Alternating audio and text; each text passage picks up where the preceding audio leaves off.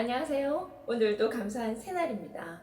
예수님의 제자 중에 요한은 예수님의 특별한 사랑을 받았던 자고요. 또 예수님께서 돌아가시고 난 뒤에도 마지막까지 그 장례 절차를 치르는 아주 특별한 관계였던 그런 제자이며 사도입니다. 네, 이 요한은 요한복음도 썼으며 우리 지난번에 끝난 요한 1서 5장까지 있는 것도 썼으며 요한 2서 3서 성경의 가장 마지막에 있는 책 요한계시록까지 썼습니다. 오늘은 요한 2서를 함께 읽어볼 텐데요.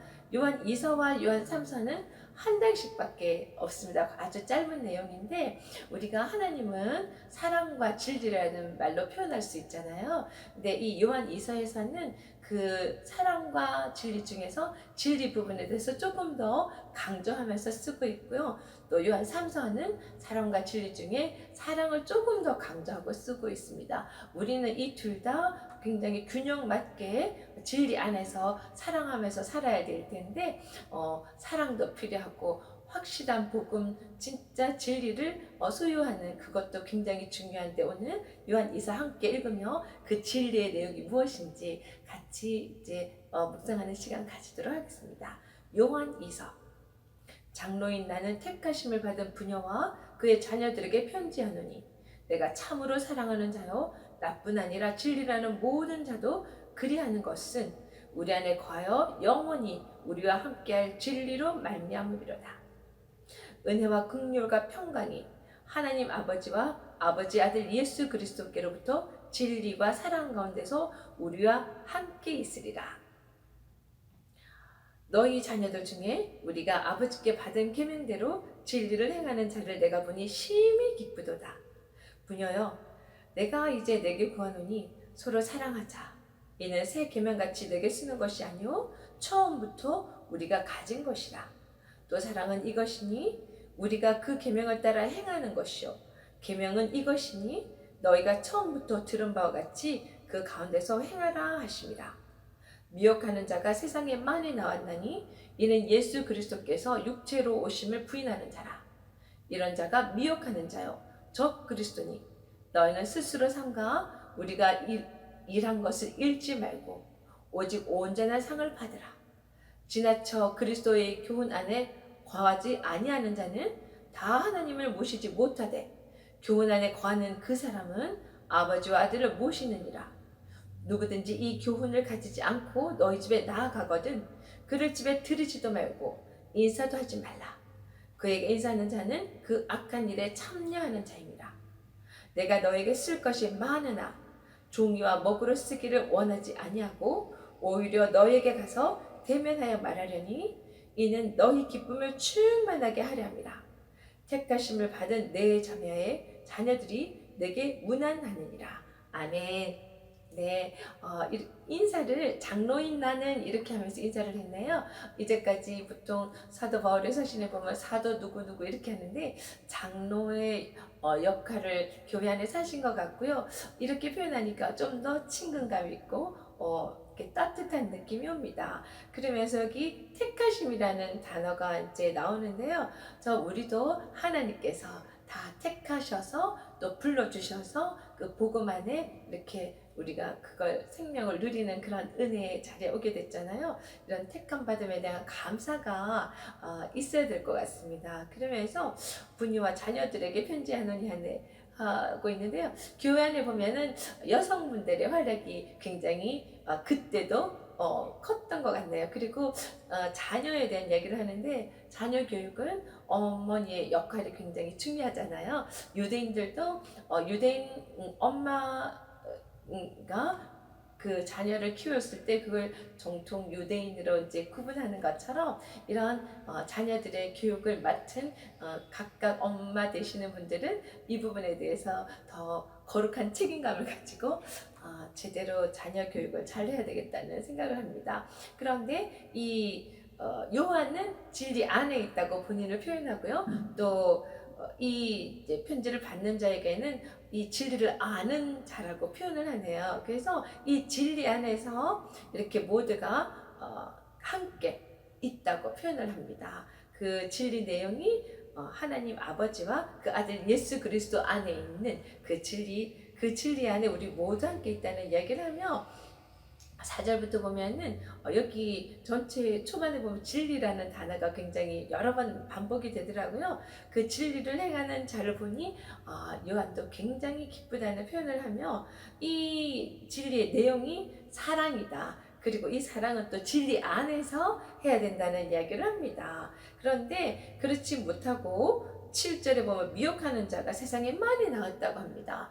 이미 처음에 예수님에 대한 복음을 바로 전했으나 이 이후에 미혹하는 자들, 특히 예수 그리스도께서 육신으로 오심을 부인하는 그런 자들, 그 자들이 적 그리스도라고 표현하며 이런 예수님께서 성육신해 갖고 오신 사실을 부인하면은 사실은 십자가 그 복음의 내용이 제대로 해석이 되지 않고 능력이 없는 건 거죠. 그런데 그 상황에서 어떻게 구원을 받을 수 있을 건지 참 안타까운 마음입니다. 그래서 8절에 보면은요, 우리가 이런 것을 잃지 말고 끝까지 온전한 상을 받도록 너희가 그 진리를 잘 깨닫고 지키라는, 알아야 된다는 그런 것을 강조하고 있습니다.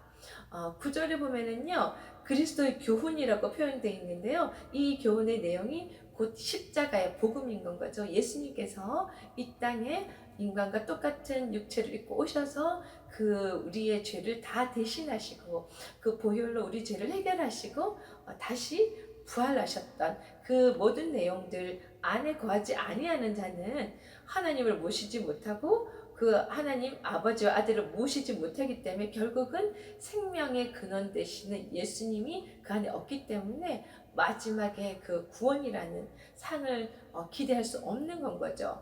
10절, 11절에 보면은 그래서 성육신에 대한 것을 강조하면서 이런 교훈을 가지지 않고 우리들에게 가까이 하기를 원하고 그 복음을 잘못된 미혹하는 내용들을 전하는 자들이 있으면은 집에 들이지도 말고 인사도 하지 말라고 이야기를 합니다.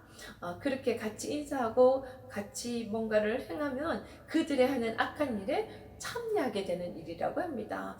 요즘 보면은 WCC나 WEA 같은 그런 말하자면 겉으로는 하나님을 섬기는 자라고 시작을 한 것 같은데 그 내용으로 들어가 보면은 예수님이 오직 길이요 진리요 생명이로 한 그것과 전혀 상관없는 다른 내용들이 복합되어 있고 또 인정하고 있고 다 함께 가고 있는 그 모습들을 보면은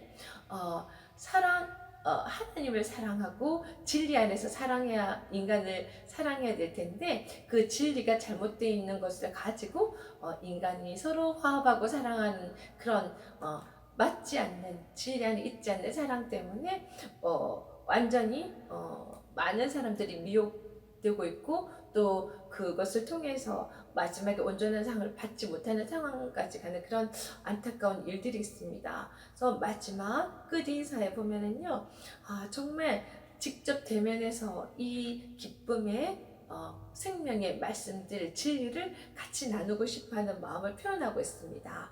네, 우리 정말 이 시대에는 말씀의 홍수가 나오고 있는 시대입니다. 유튜브를 봐도 굉장히 많은 내용들이 선포되고 있는데요.